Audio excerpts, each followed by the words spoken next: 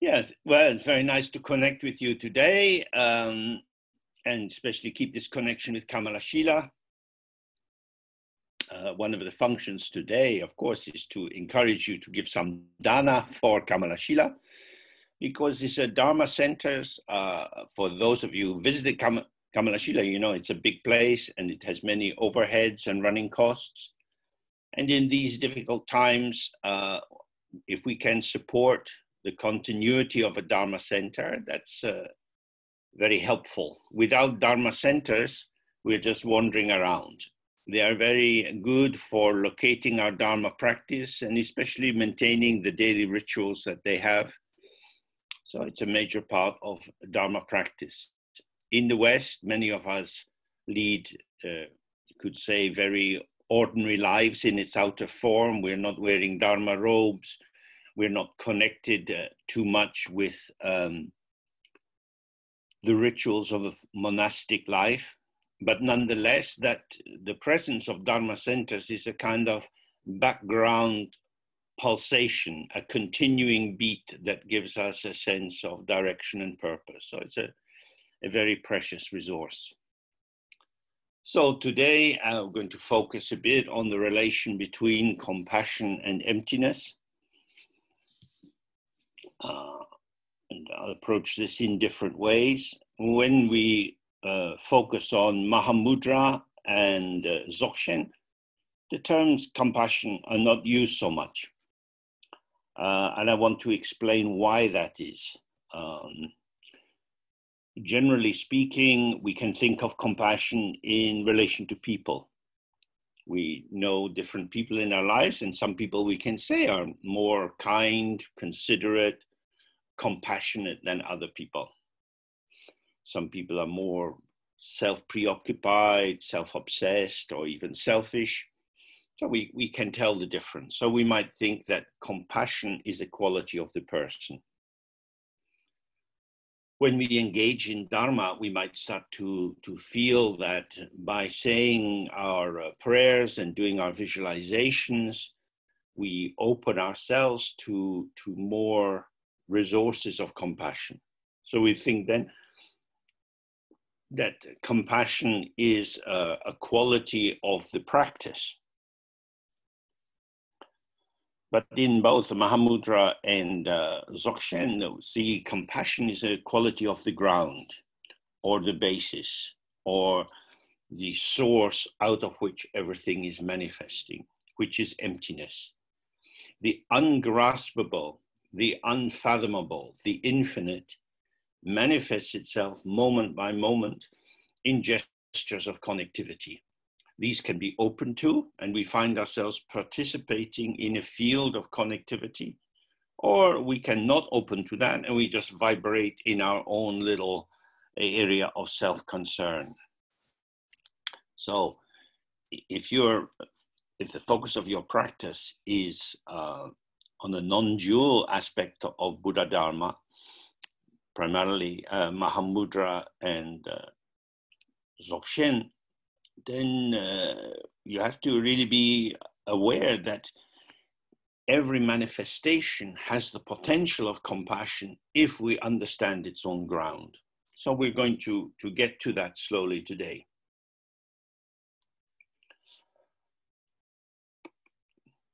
We arrived this morning looking at our little computer machines, and we are ourselves. Probably at home, you look around, you see various items which remind you, oh, this is me, this is where I live, this is how I like to live, or how I have to live.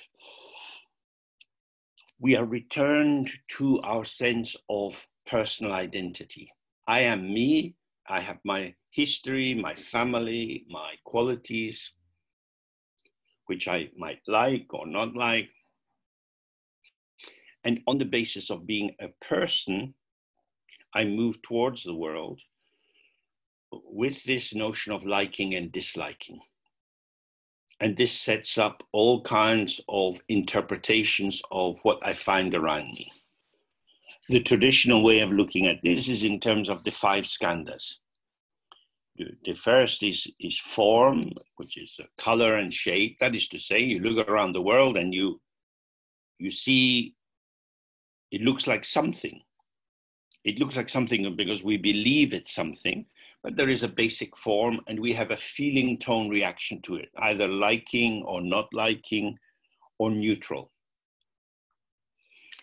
This second skandha or aggregate or aspect of what it means to be a human being is enormously important, because it's the basis of the selectivity out of which we build up our sense of how the world is.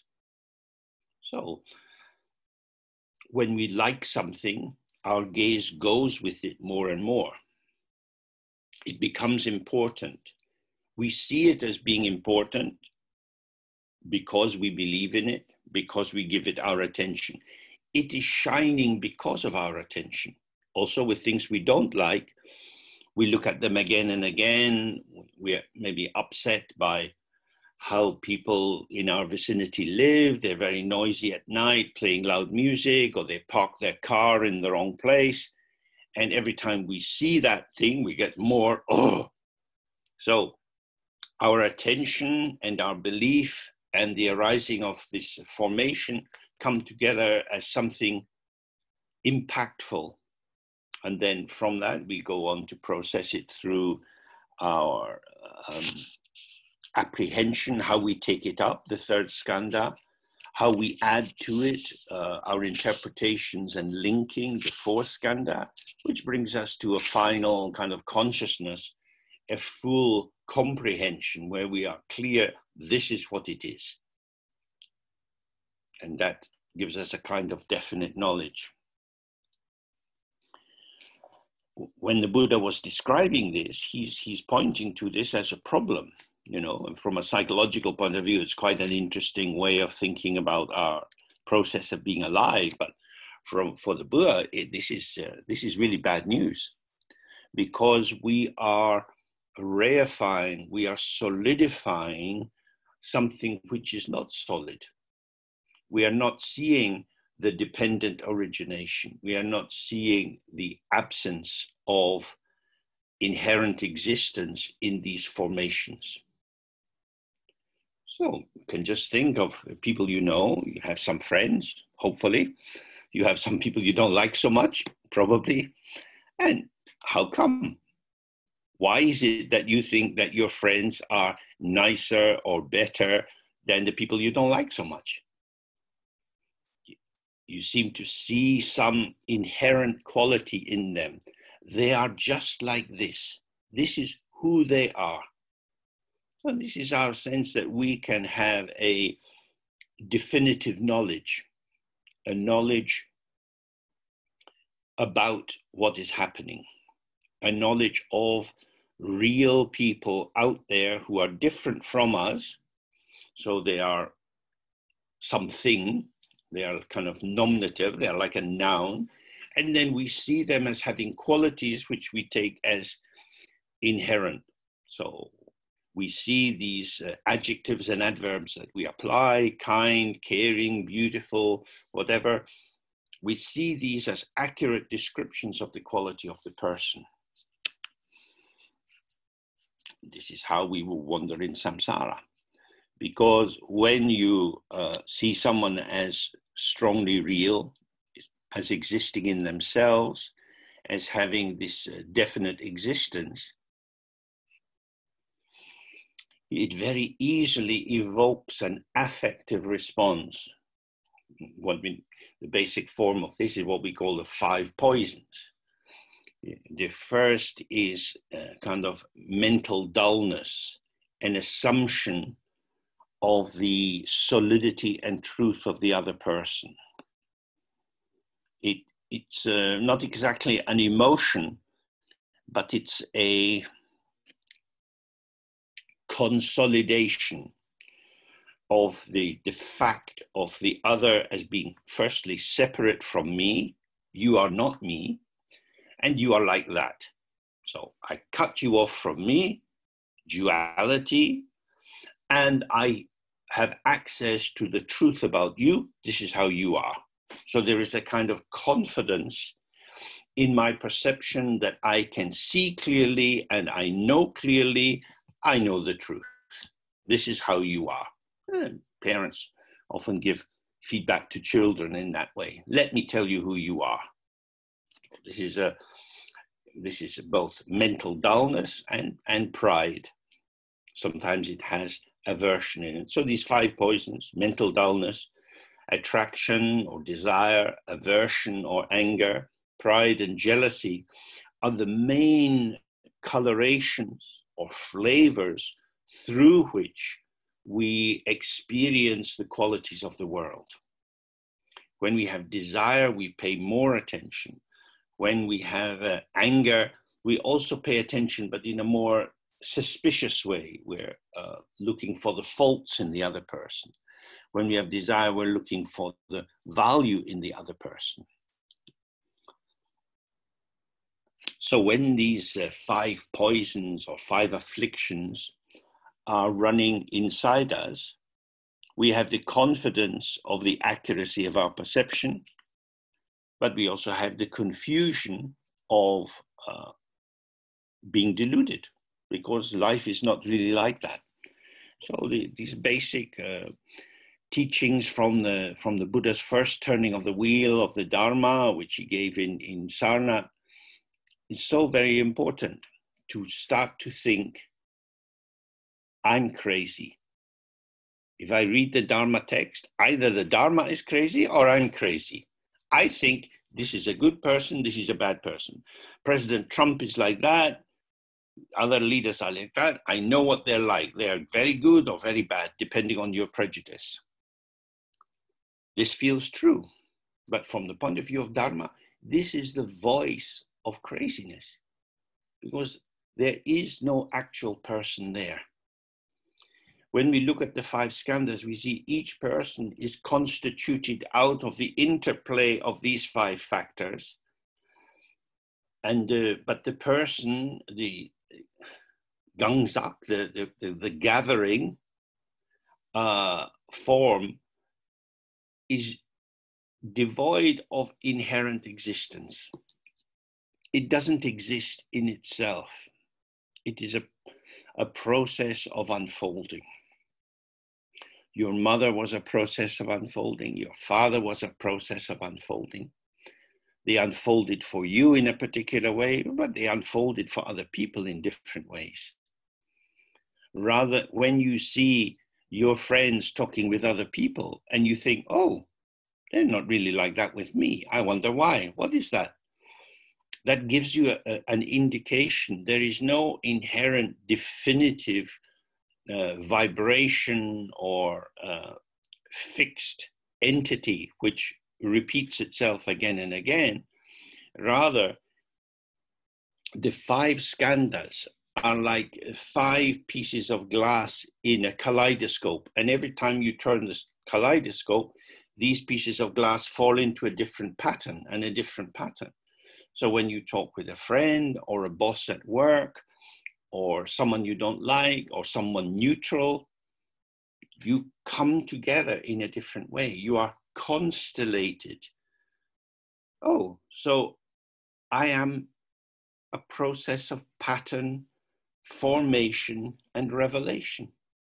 I show myself as patternings which are arising in relation to how I'm perceiving the field. If I'm talking and people look bored, that's going to affect how I am. If you're smiling, that's going to affect how I am, because we are in a field of interactivity. So the first basis of compassion is that we have the suffering of taking the world, taking ourselves, taking other people to be something which is not the case.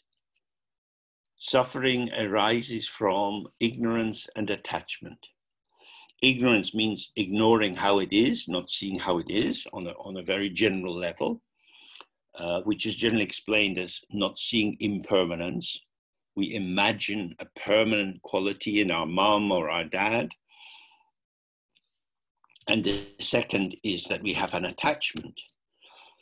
that not only are we not attending to the unfolding display or process of phenomena, but having fabricated, having created for ourselves this form that we imagine to be the truth of the situation, we then attach to it. And we want the other person to continue to be in that way. So, small children are usually quite good at interrupting their parents, especially their mothers. They insist on getting attention. They don't want the mum to be sitting quietly having a cup of coffee. They don't want the mum to be chatting with a friend. They want the mum to be giving them attention, because they know this person, this mother, is for me. That's what all she is. She's not anything else. She's just a sunshine ray coming onto me. When we see that, we see that the desperation that you have to be the one I know you to be. And so when children grow up in a family, maybe where the mother has problems with alcohol, or has a very unstable mental life, or is very lonely and so ends up getting involved with lots of different men, that becomes very difficult for the child, because they see the mother crying or very happy, having huge fluctuations of emotion, and they can't stabilize this object of their attachment. And that then makes it difficult for them to become stable inside themselves. So on a psychological level or a human level, stability in the objects of our attachment is reassuring for us. Now we're on the wave of a huge amount of climate change, which will transform our existence in ways we can't even begin to imagine.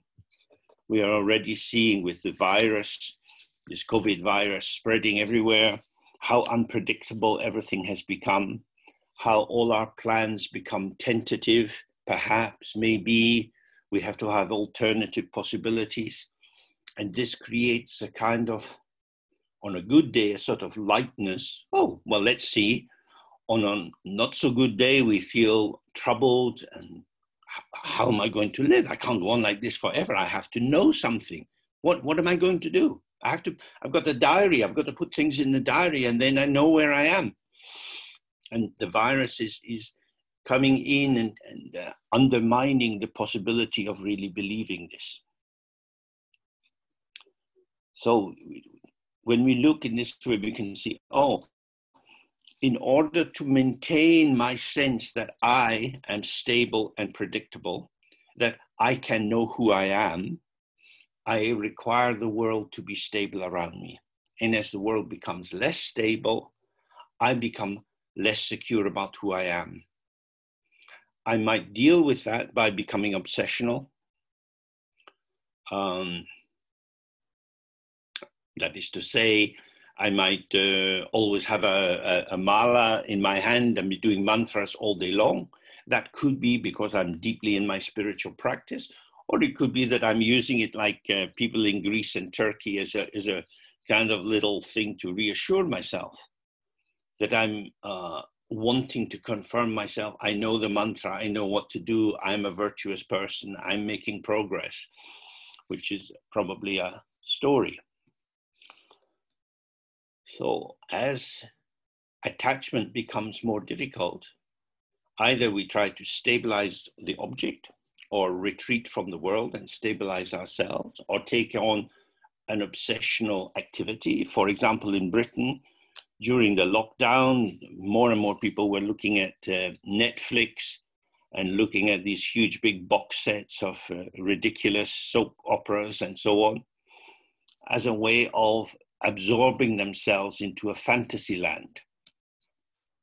And we can see with many of the right-wing political parties, they are also a kind of fantasy soap opera, promising eternal purity for this group or that group, promising the removal of all enemies and difficulties. They are the kind of paradise parties. All bad things will vanish, all good things will be there, and we will be victorious forever.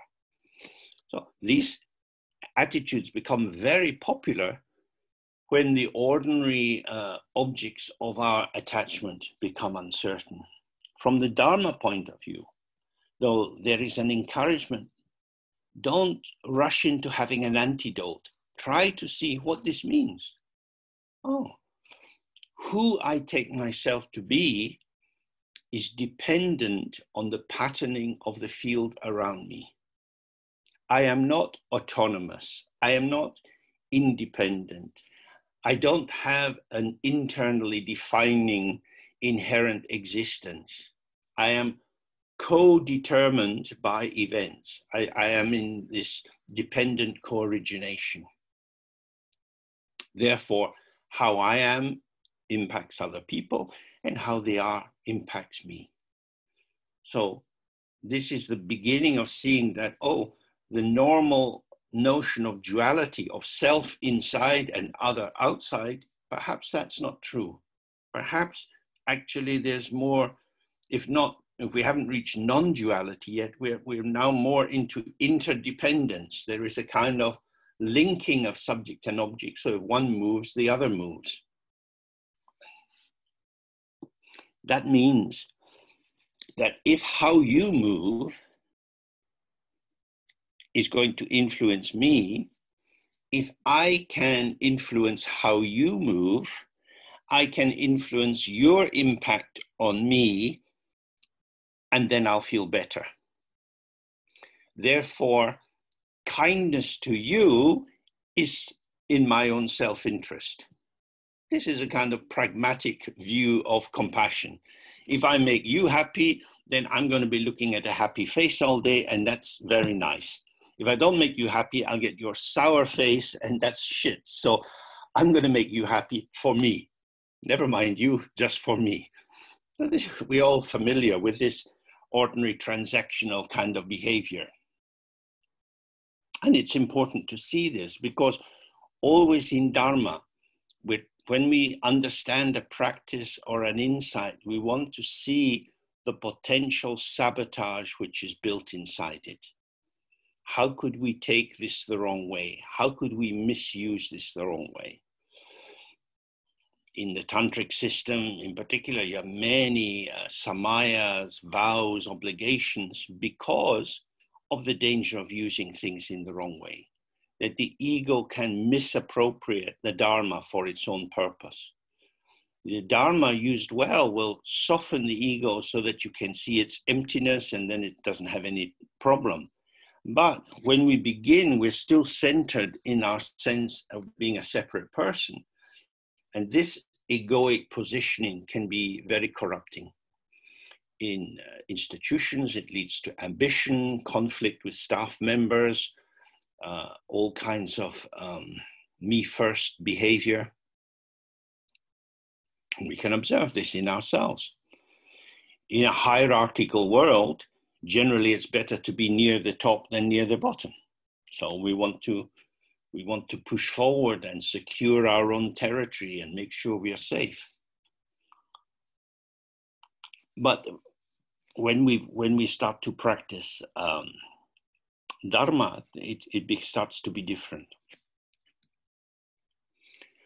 So once we start to see I am a process of the interaction of aspects of my potential, which form and reform according to interactions with the environment, then we start to shift away from the perception of entities to a sense of interaction and co-emergence. For example, if you go for a walk and the wind is blowing, you see that the leaves on the trees are moving. This is a conversation between the tree and the wind. They are moving together. The wind moves and the leaves move. The leaves are attached to this small shoots that fit into the small branch, then the big branch, then the trunk. And these connectors are very pliable because they have to let the leaf move. The trunk is not pliable, trunk is fixed. So a tree is a whole life of hard areas and soft, pliable areas, which is very similar to us. We have our bones and we have our wonderful skin, which is soft and always moving. When we have a moving surface, we're able to stay with events more easily. If you are a lobster or a tortoise, you have your shell, which protects you to a certain extent, but it traps you in a defensive position of withdrawal, that you can't actually move very fast or be particularly useful at attacking, because someone can come at you from behind. We are very, very fortunate. We are so pliable. This is why human life is considered the best place for practicing the Dharma, because we see so many different things and we can feel so many different things. We have a huge range of experience that we can then stay close to and feel, I am like this now. I am like this now. I am like this now. I am the flow of experience. And none of these experiences is truly definitive of who I am. So in that way, we start to come into Dharma.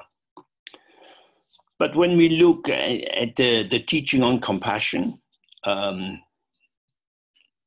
generally we consider three aspects of compassion. The first is compassion arising on the basis of consideration of sentient beings as the object. So we think about the sentient beings in the six realms, in the formless heavens, in the form heavens, in the sensuous heavens, as the Asura jealous gods, as humans, as animals, animals under the earth, animals on the earth, in the sky, in the sea, all the different kinds of insects, the hungry ghosts, and the hot and cold and neutral hells. So there are, from the Buddhist point of view, there are many, many possibilities in which you can find yourself manifesting. There's a whole discussion you can have about rebirth and what is reborn and is it me who is reborn. But anyway, we have been born. We say, this is me. And when we look at the birds, they seem to be saying, this is me. They fly around. And even the worm seems to say, this is me. Bird, stay away. Don't peck me. Everything has a sense of self-referential identity. This is me.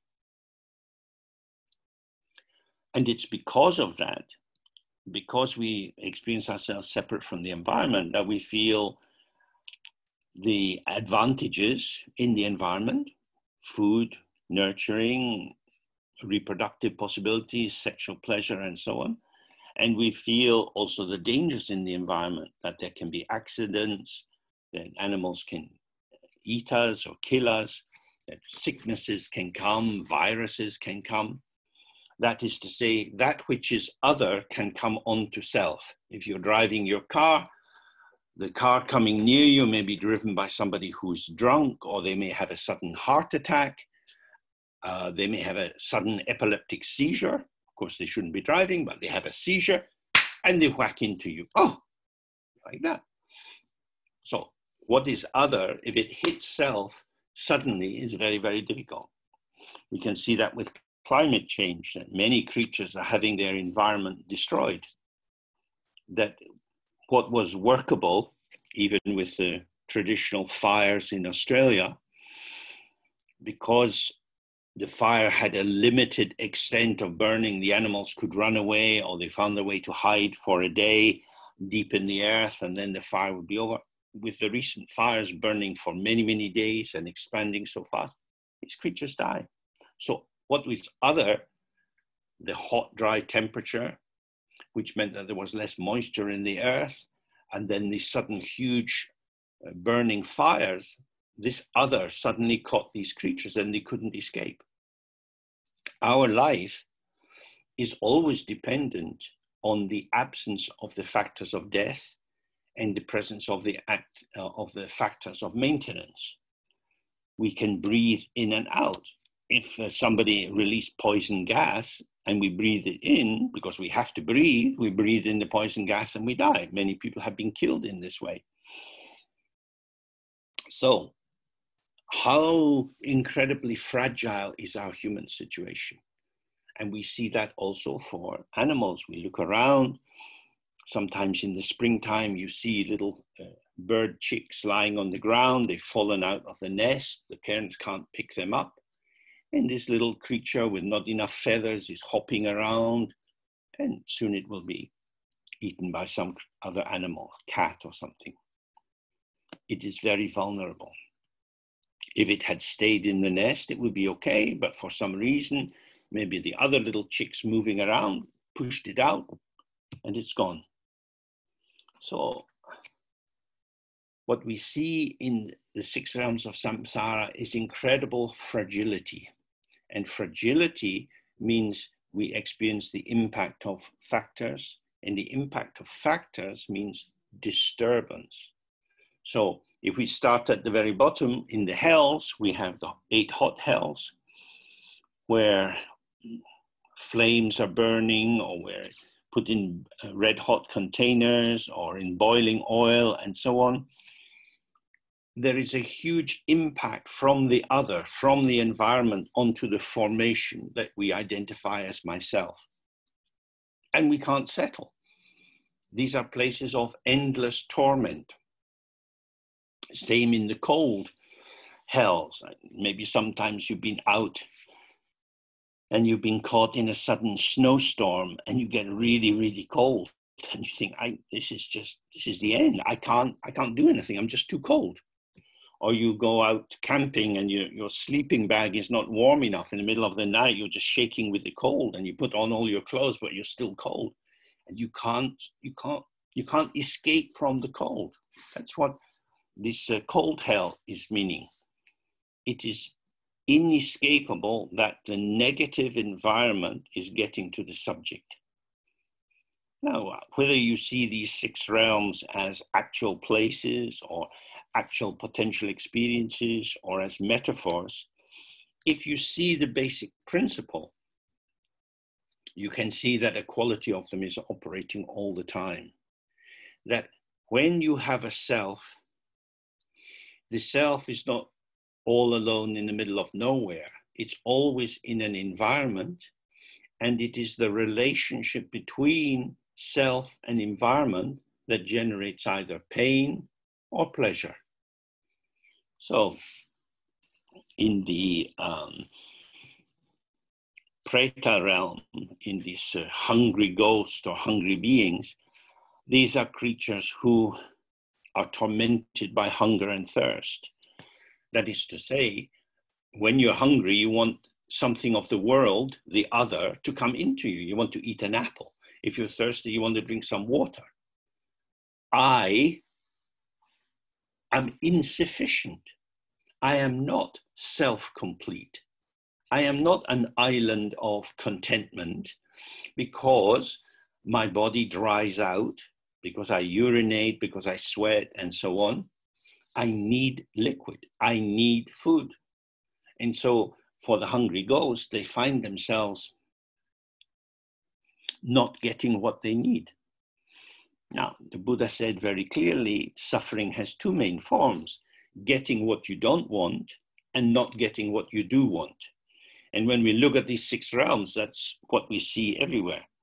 These hungry ghosts want food and drink, but when they try to take this and put it in their mouth, it turns instantly into molten metal, and their mouth is burning, or if it goes into their stomach, it's causing incredible torment. So they tend to have bloated stomachs, like you get with starving children, as we saw in the old Biafran War, and very, very narrow throats. They can never get enough. They are always dissatisfied, discontented. Contentment is the harmony of subject and object. Harmony, subject and object. You go on holiday in a better time, maybe you go to some beautiful island in the Mediterranean, you lie on the beach, You get a bit hot, so you swim in the sea, then you lie on the beach. Oh, this is wonderful. I could be here all day, but then, oh, I'm a bit hungry. So you have to get up and you go to a cafe. The lunch is good, but you're not on the beach because your hunger has taken you. You're actually interrupted by yourself, which takes you into a new aspect of the environment. So in the animal realm, animals are the animals which are, if you like, wild. They are also at the mercy of environmental factors. As we see with the huge amount of plastic in the sea, whales have got carrying plastic in their stomachs. Many fish have a lot of plastic in them. They get caught in the fishing nets. They get disoriented with the sound that big ocean-going ships make, the huge container ships. The sonar waves which are sent out by submarines and the military ships are very disturbing for whales as well. Creatures who for a long, long time, millions of years, have adapted to particular patterns of the environment are suddenly confronted with these huge changes and they don't know what to do. We have the factory farming of fish, these salmon farms, trout farms, where tens of thousands of fish are compacted together in narrow cages and fed artificial food, things that they would never eat by themselves. The same with battery chickens in huge hot houses and so on. So when animals either are captive or wild, they face many dangers. There are all kinds of predators, what we call the food chain, in which the bigger animals are able to eat others. And also they don't even necessarily eat very much. They can just take a bite out of you and leave you there to die while other creatures come and slowly consume you. Some animals perversely kill for pleasure, just as some human beings do. So the fate of animals is very, very uncertain.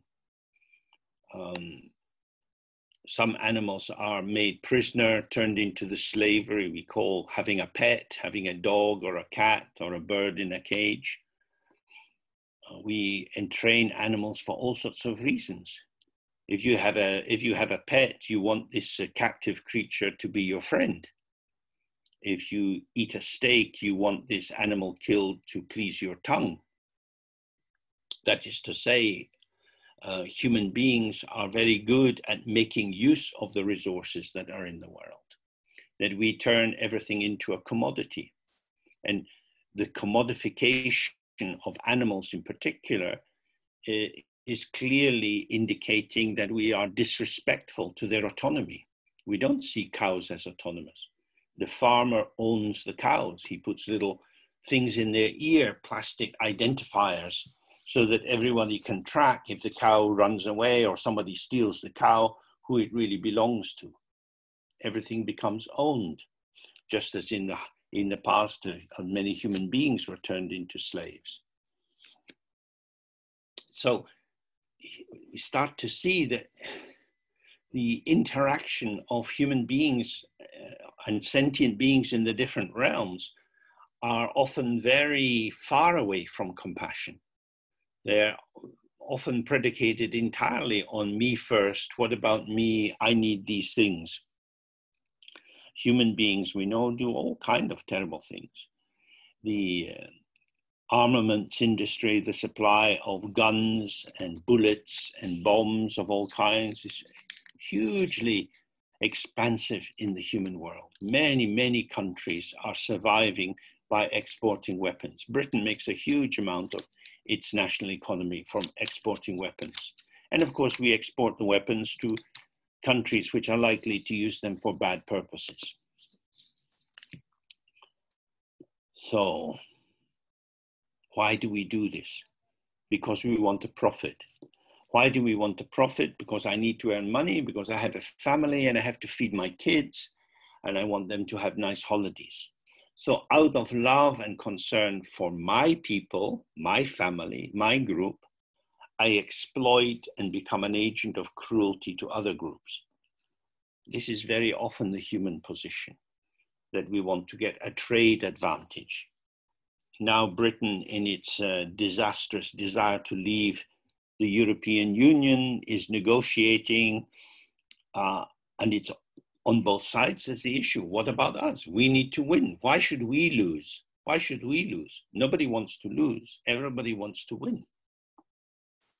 So we have conflict.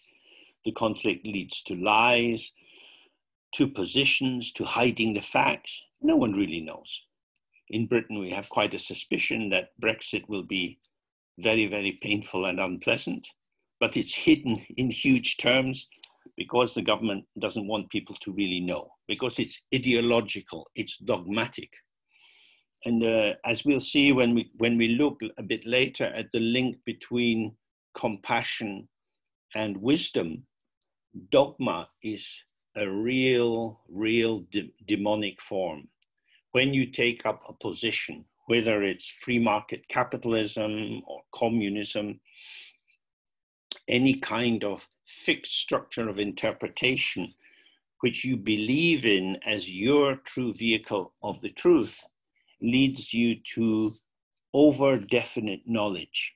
This is what we have to do. This is very important. Actually, we don't know very much. We're stumbling around in the dark, and a little bit of humility would probably do us all a lot of good. But politicians won't get elected for humility. They have to pretend to know when they don't know. So they are in bad faith. And then we become idiotic in the fantasy belief that they're telling the truth, even when we know they're not telling the truth. So this is one of the great qualities of human beings: hypocrisy, self-deception, and cloud cuckoo land, eternal fantasy. Why do we do this? Because we have a tension, which all beings in the six realms have, but it's particularly clear for human beings.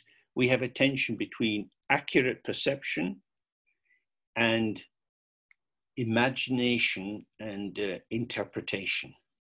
That we look and see and then tell ourselves an alternative story. We tell us that something will be glorious when it was not. So, for example, you have a big discussion in America in terms of Black Lives Matter.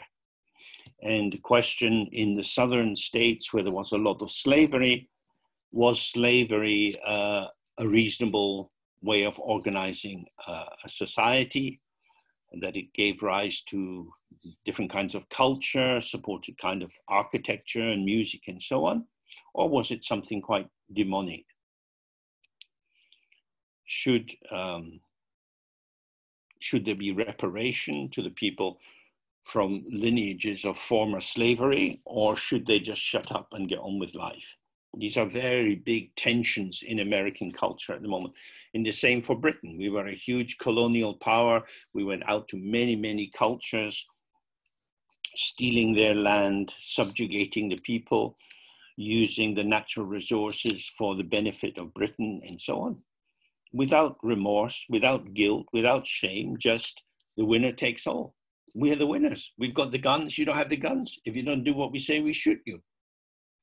That's not a very sophisticated way of living. But if somebody pointed a gun at me, I'd probably say, okay, take my money, please, take my money. Please, take it away, don't shoot me. I don't care, take the money, take everything. Because I don't want to die. So that's how vicious, cruel people get away with it, through fear and threat, because we are attached to our human body. We would do anything to stay alive. So people put up with situations which were terrible. Why would it be that the suffering of the other doesn't stop us doing what we do? This is such a central question for us. On the level of being an ordinary human being, a human being with your pattern of enjoying pleasure and being afraid of pain and suffering, why is it that the immediate truth of this, I don't like suffering, I do like pleasure. Would you like a slap or an ice cream? Oh, I'll have the ice cream. I mean, that's obvious. Who's going to say, oh, slap me, beat me, stab me? No, we say, I scream, I scream. So why then do we think it's okay when other people are beaten? We know that there's a terrible war going on in the Yemen, where children are dying of starvation, that the bombers and so on coming from Saudi Arabia are intentionally attacking the hospitals, although they got the big red cross on the roof. And yet we allow this. We're not out on the street screaming. We're not saying this is intolerable, because we have learned to tolerate it. This is how our world is. Some people suffer a lot, some people don't. Fortunately, at this moment, we don't suffer a lot.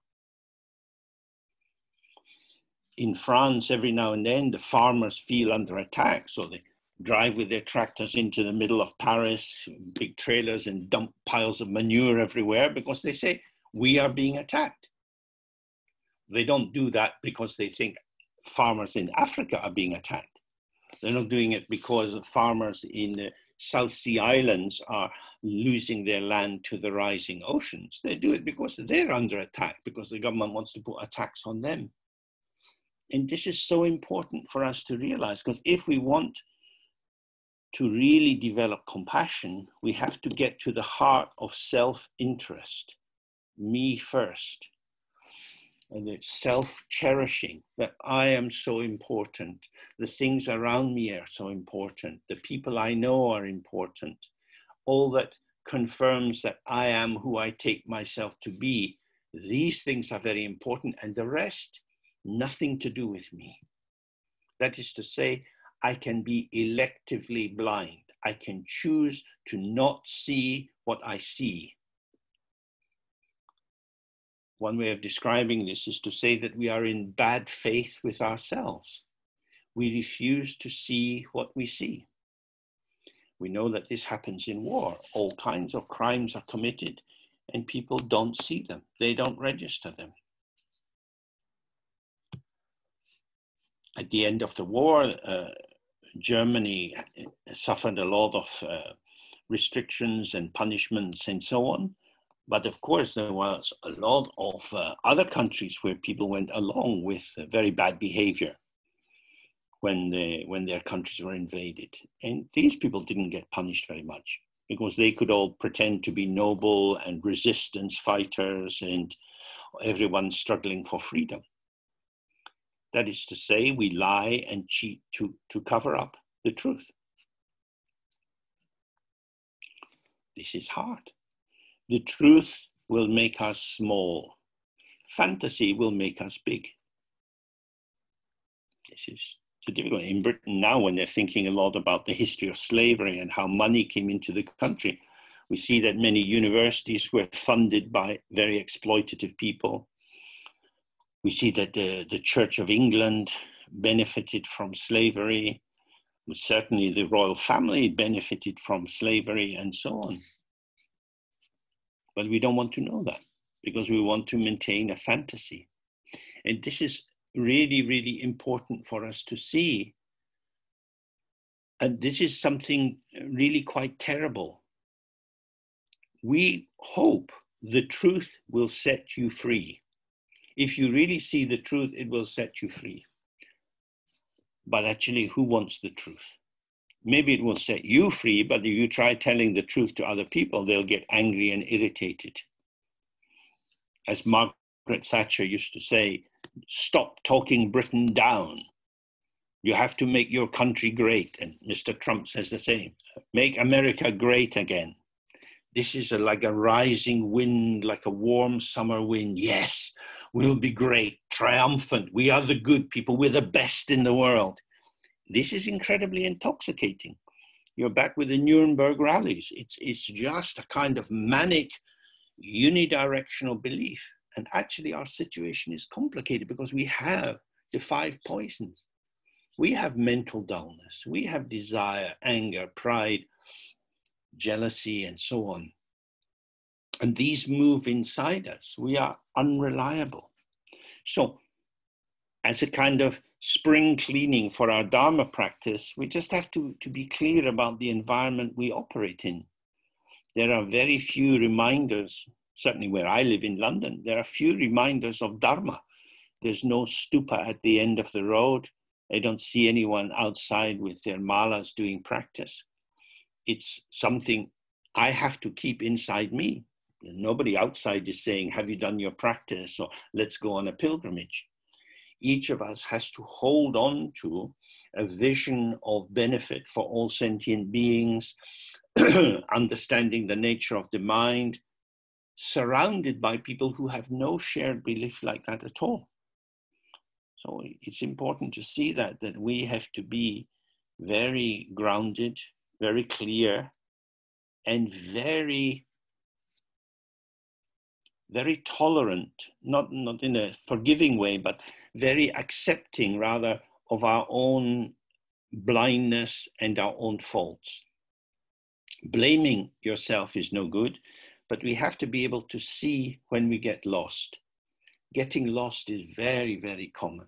People like to get lost, like to get carried away. But we think, oh, I want to have a life of clarity, of mindfulness, of insight. And that requires knowing that we cheat ourselves. My own teacher, Siya Rama, frequently said of himself that he was liar number one, cheater number one. And this is based on a Dzogchen view about self-deception. And the main block to awakening, to enlightenment, is our own self-deception. Nothing has been hidden from the very beginning. Everyone has Buddha nature. The potential for awakening is there, but we don't look. We don't see. We look at something else. We follow distraction. We follow momentary pulsations of excitement. Why? Because this is familiar. Because there is a short temporary gain. There will be long-term distress, but the immediate gain is small. This is why in practicing Dharma, we often think about the vastness of the sky, the infinite space of possibility. It's always don't collapse into the intoxication of the moment. That's what is always very, very dangerous. And so we can easily be led astray.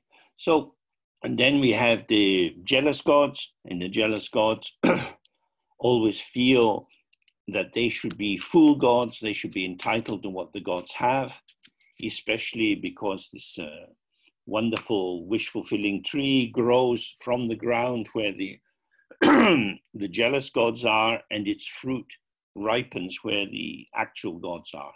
And so they're always upset, feeling discounted, feeling unhappy, and that makes them dangerous.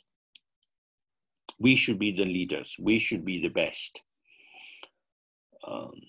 Politically, you can see that many countries have that feeling, and it makes them rather dangerous. And then you have the different god realms. Each of them is marked by a degree of either sensory pleasure or equanimity with regard to the aspects of the environment, or a deep calm of the mind in the highest formless God realms, in which the environment is supportive and non-disturbing. And the suffering in the God realms comes just 7 days before you fall out of the God realm, because then you suddenly become different and everybody looks at you as if you're sick or ill. Your clothes begin to smell, your body smells, and people don't like you. And they say this is a very intense suffering, because now you are out of balance with the environment. So you can see with the 6 realms, non-conflict with the environment is the quality of the heavens, the highest realms. And going down through the realms to the hells, you have absolute conflict between the individual and the environment. This is an indication of duality. When you have subject and object as separate and truly existing, then you have many difficulties which arise. So developing compassion on the basis of the situation of sentient beings, we reflect on these possible environments. We think each of these sentient beings has been our mother in a previous life. They have made so many sacrifices for us, done so much for us. We have a debt of obligation for them, and look where they are now. Many of them are in these situations because of the sacrifices they made for us. Maybe they stole to feed us. Maybe they attacked someone who wanted to attack us. And so now they have the karmic consequence of anger and jealousy and so on the basis of trying to help us. Whether you believe this or think of this as a fairy tale, you have to see what it's saying is, you are connected. No one is a stranger. You are always already connected to every sentient being. You can't turn your back on them and say, nothing to do with me. If you take up this Mahayana view, everyone's situation has something to do with me. What we're doing is we're taking like little threads. Maybe you go out in the country and on a fence around the field, you see bits of wool. You could take the wool home and card it, brush it out till you get the strands clean. And then you could start to spin it. And then once you've spun the yarn, you could start to knit with it or weave with it. So that's what we're doing when we reflect in this way, that each sentient being, whether in the hells or as a cow or as a bird, each of these sentient beings is connected with me. You're picking up that strand and you're weaving it in with others. You're spinning it together into a yarn. We are all in this together. And this is enormously important because this is the main defense against killing, stealing, making war, attacking people, exploiting them. All the negative things that we do to other people are on the basis of, I don't take you as important. Your happiness is not my concern. I don't care about you. So on this general Mahayana level, the reminder is, oh, the people you don't care about have cared about you. They have been your mother. They have done so many things for you and you don't care about them? Come on. What kind of a person are you? Oh. I have a duty and obligation. So again, it's a way of motivating yourself. It's not the highest, purest way of motivating yourself, but if it's effective, its main function is to dissolve the sense of isolation. My life is mine. I can do what I want. Especially when I die, there's going to be no consequences. I can just live as I like and then it's over. So what the fuck? It doesn't matter. When you have that me first in one life and I need to be successful, then you have a kind of permission to be exploitative and uncaring. So from the Mahayana point of view, this is it's terrible for yourself because it makes you so small and you never see your own open Buddha nature. And it's also terrible because it makes you harmful towards other beings. And these beings are your world. They are your world. So that's a very important thing to see. All sentient beings are inseparable from you. As we progress in the day, we'll see that the deep reason that they're inseparable is we all have the same source. We are all arising from the basic ground of everything. But on the general Mahayana level, it's because we have history together. We have a connectivity of giving and receiving, which It's part of how we manifest. So generally speaking, it's on this level that we start to have the idea of the Bodhisattva vow, where we think, oh, I would like to help them. So this is the first level of the Bodhisattva vow, where you think of going on a journey. You think, oh, if this is true, if actually I'm already connected with all these beings, I should do something different. So at first you might become involved in some charity for ecology. You might gather some money, do a long run, or do some event that will attract donations, and then you give it to a group which is dealing with climate change in the South Sea Islands, where people's land is being washed away every year. That would be good. We might decide to work as a volunteer in a charity to feed homeless people, or to recycle things, or to go to rivers and tidy them up and rake in all the bits of plastic and broken bottles and so on. All of these activities are good. But the frame of reference tends to be, this is bad, let's make it better. So you have a basic duality of good, this is definitely good, and this is bad. So let's try to make the bad good. I know what is good, I know what is bad. The second level of the Bodhisattva vow is actually going on the journey, which is when you take on a Dharma practice, which means you for example, you might do a tantric sadhana. When you pray to Tara, for example, you imagine her in front of you. You have full devotion. And when you open to her purity and kindness and beauty, you experience these qualities flowing into you with the lights coming from her body, speech, and mind. You are now filled with the light of Tara.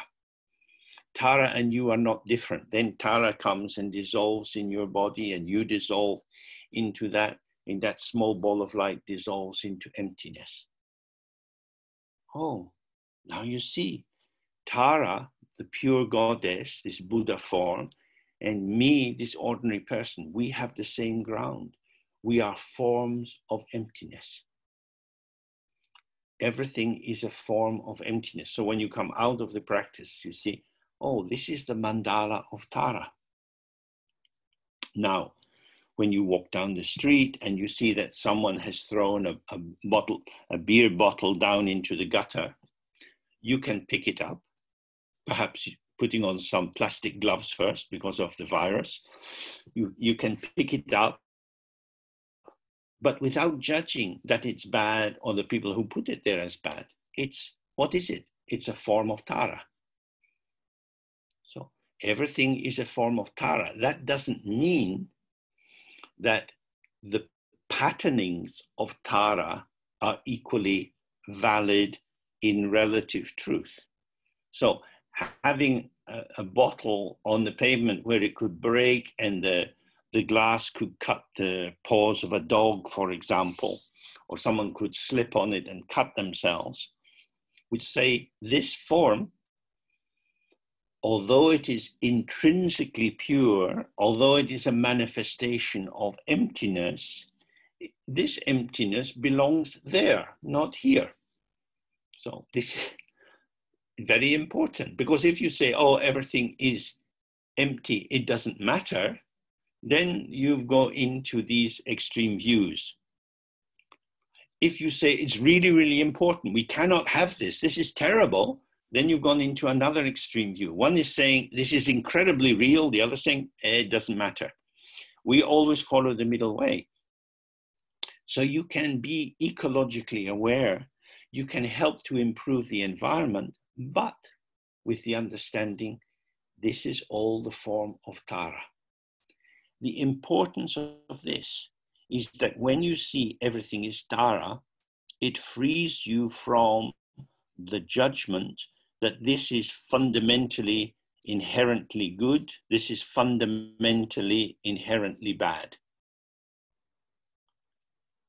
That is so very, very important, because nothing is good in itself and nothing is bad in itself. It depends on your position. It depends on your position. That's why we talk of relative truth, because relative to how I am, I have this interpretation of these events. So when you look from the point of view of relative truth, you're always interpreting how things arise in terms of your own frame of reference. Whereas when we see everything is Tara, we're getting closer to seeing that everything is emptiness, because Tara is the bright, shining clarity, the ungraspable luminosity of emptiness. So this is Tara, this is Tara, this is Tara. You can still move things. For example, if you have a car and you're parking your car, you don't want to bang into another car. You can say, my car is Tara, their car is Tara. Look, I scratched the paint, but it doesn't matter. It's just Tara. It's all Tara. The police will not agree. So in terms of relative truth, Tara, each Tara needs to be in its proper Tara place. This is the non-duality or the non-difference of emptiness and form. Although, as we read in the Heart Sutra, form is emptiness, emptiness is not other than form, that doesn't mean that all forms are equal in their performativity. And this is a point that's very important to be clear. Form as form is the patterning of the energy of the mind, or how we show in the world. And this has an impact on other patterns. These patterns are all empty. For example, in the summertime, you can see very light, wispy clouds.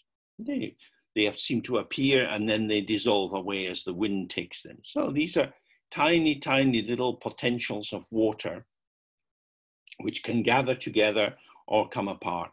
But sometimes you get a huge massing of clouds. Now, if you go up in the plane, you go right through the cloud. There is no substance to the cloud, but it is an energetic presence. And then another cloud is coming from the distance, and these clouds meet together, and you start to get a storm. You get the static electricity built up in the cloud starts to sparkle, and you have thunder and lightning, and a huge amount of rain starts to come as the micro drops of the water coalesce into raindrops that come down. The cloud is insubstantial, but it is impactful. The fact that there is no essence to the cloud, there is no inherent existence, it's a transient patterning of potential, the fine potential of the water, doesn't mean that it can't have a consequence. The same with the wind. The wind, you can't catch the wind. The wind is just, it's the air moving, moving, moving. But we know that the air is moving very fast. For example, in a tornado, it can take the roof off houses. How can it do that? The wind has no hands. It doesn't have a kind of steel front to it. It's not something hitting something else, but it creates in its movement of energy a force which impacts other forms.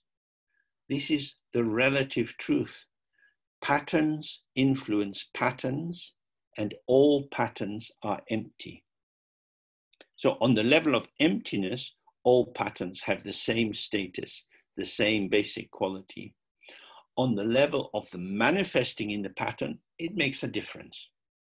So for example, if you go to the shop to buy apples, if the person selling the apples puts one in your bag and then you say, hang on a minute, and you look at it and you see, oh, this apple is rotten. You say, but it's an apple. Yeah, but it's a rotten apple. All apples are one. Brother in Dharma, please believe this is a good apple. It is apple. Are you denying apple? No, it's a fucking rotten apple. I don't want a rotten apple. Give me the good one. Oh, you are in duality. This is terrible. It makes a difference. The pattern makes a difference.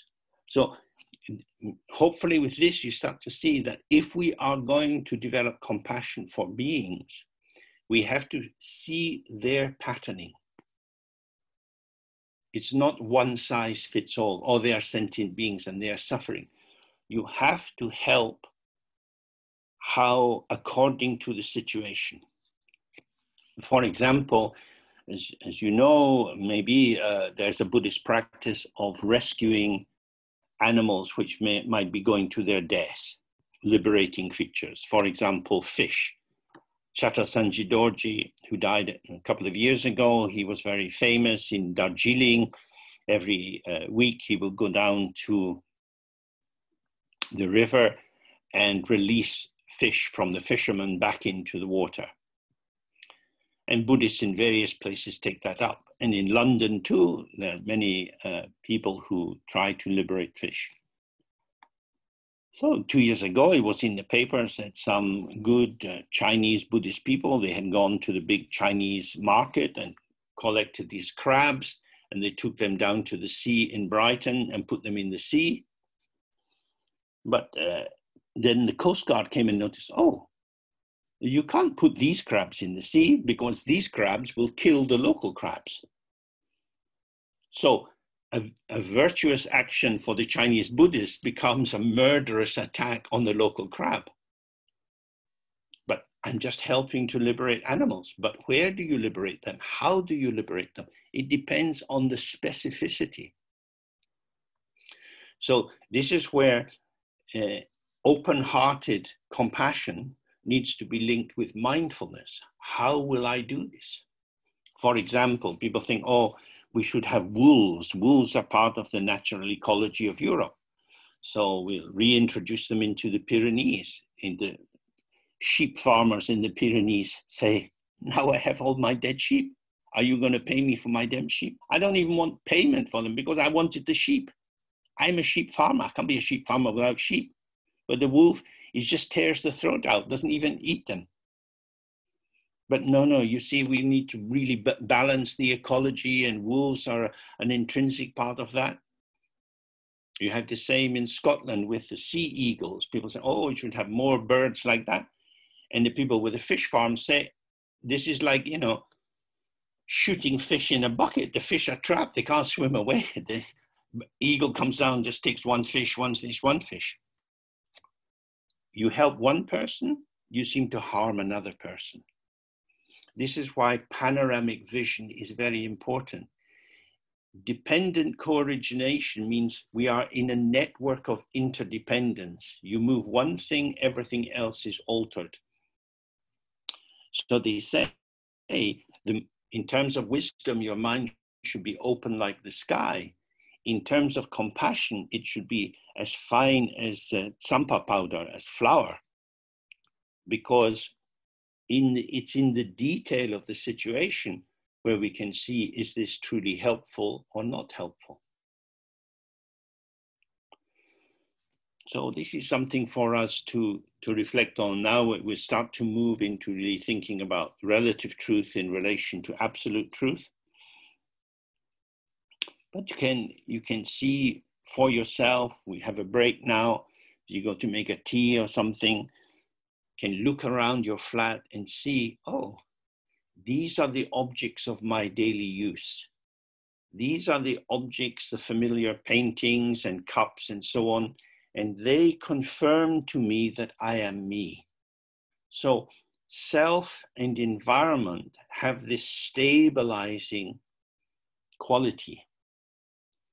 And then we need to really see the cup is a cup.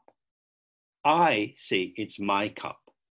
The painting on the wall is a painting. I say it's my painting. When you look at your attachment and how that creates a particular density of your self-formation, you can try to release it in the out-breath and just think, it's a painting, it's a cup. If this cup goes, there's another cup. If that painting goes, I have another painting. Oh, but I love that painting. It means so much to me. Oh, it means so much to me. Self-referential, self-confirming. Is that what we want? We have the altar for dissolving the self, and now we have the painting for confirming the self. Then you have to think, how many times a day do I look at the painting and how many times do I look at the altar? Aha. Okay, we have a break now and we're back in half an hour.